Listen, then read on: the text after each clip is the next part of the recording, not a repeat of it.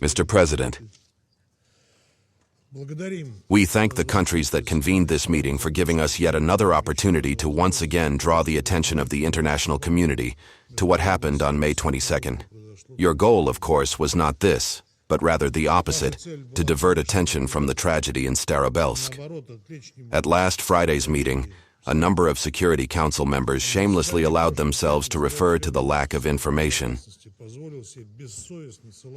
On the night of May 22nd, the Kyiv regime once again demonstrated its terrorist nature by carrying out a barbaric targeted strike on the Starobilsk Pedagogical College and dormitory, using 16 UAVs. This tragedy claimed the lives of 21 people, primarily young girls. 44 people were injured. If anyone in this hall still has doubts or is unfamiliar with the consequences of the strike on Starobilsk, we recommend watching the video report that we presented during the press conference on May 26th. More than 50 journalists from 19 countries who arrived at the site of the tragedy at the invitation of the Russian side personally verified the accuracy of the information. No matter how Kyiv tries to justify itself, no matter how the so-called leading Western media try to turn a blind eye to what happened. What occurred on the night of May 22nd was a cynical terrorist act. The cruelty with which the Kyiv regime dealt with children can only be compared to the actions of the Nazis and their accomplices during the Second World War, who mercilessly exterminated civilians. Particularly striking is the hypocrisy and cynical reaction of the delegations of European countries, which usually instantly come forward with accusations against Russia whenever it is politically convenient for them. But in this case, they preferred to effectively ignore the tragedy and place responsibility on Moscow.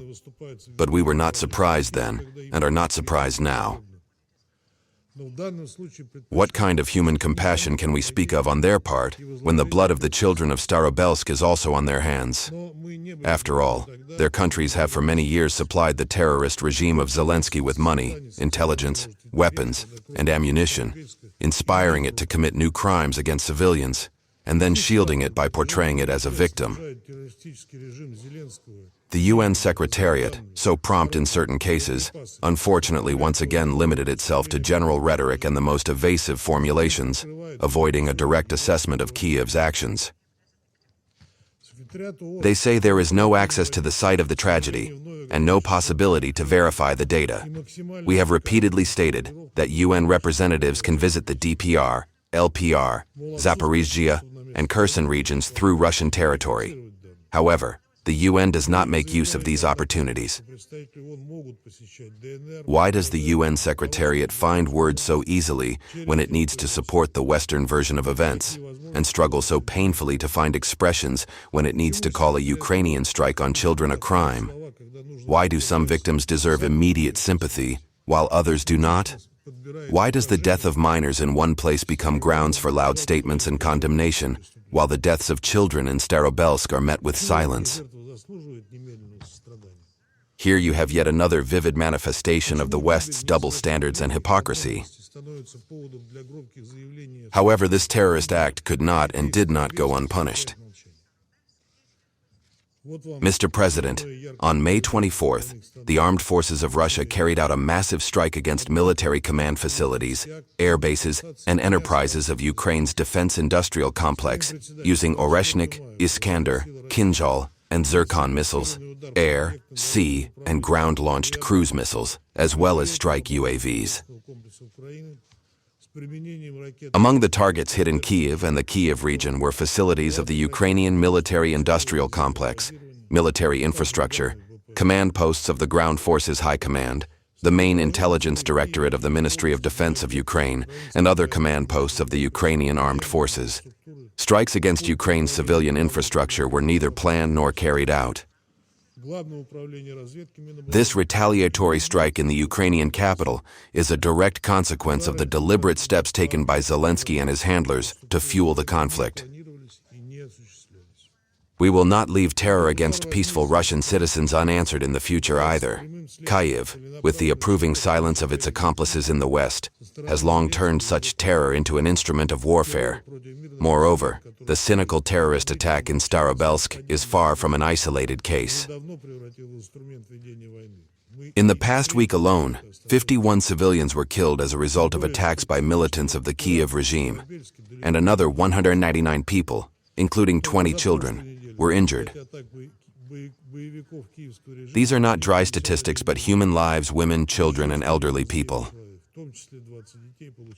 During the same period, more than 4,300 drones were launched against civilian targets, including residential neighborhoods, schools, and hospitals on Russian territory, including Moscow and the Moscow region.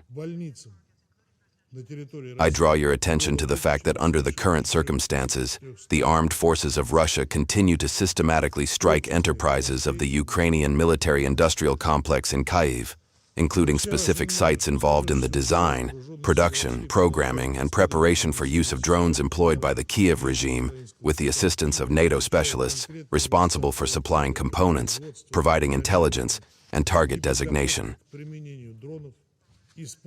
Strikes will also be carried out against decision-making centers and command posts.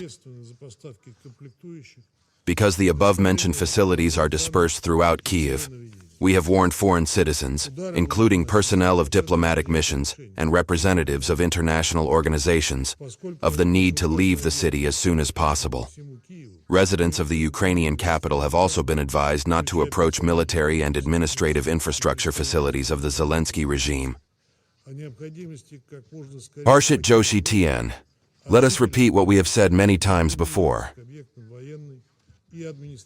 Our armed forces do not strike civilians or civilian infrastructure. We carry out strikes exclusively against facilities connected with military command, weapons production, equipment deployment, logistics, energy support for the military machine, and infrastructure used in the interests of Ukrainian armed formations. Mr. President, the events of the past week have clearly demonstrated that neither the leader of the Kyiv regime nor his sponsors are striving for a substantive dialogue with our side on the prospects for a peaceful settlement. Not only are they not seeking such dialogue, but they are doing everything possible to escalate the confrontation. Routine calls for an unconditional ceasefire are merely a cover for the continuation of Kyiv's terror. The so-called leaders of Europe are thereby only encouraging Zelensky's already reckless and suicidal mindset. The tone of their comments leaves no doubt that they have finally and irrevocably written Ukraine off, once again trying to buy time for their insane preparation for war with Russia, as they themselves say. They are prepared to continue squeezing the maximum possible out of the long-suffering country, using it in a fight against Russia down to the last Ukrainian.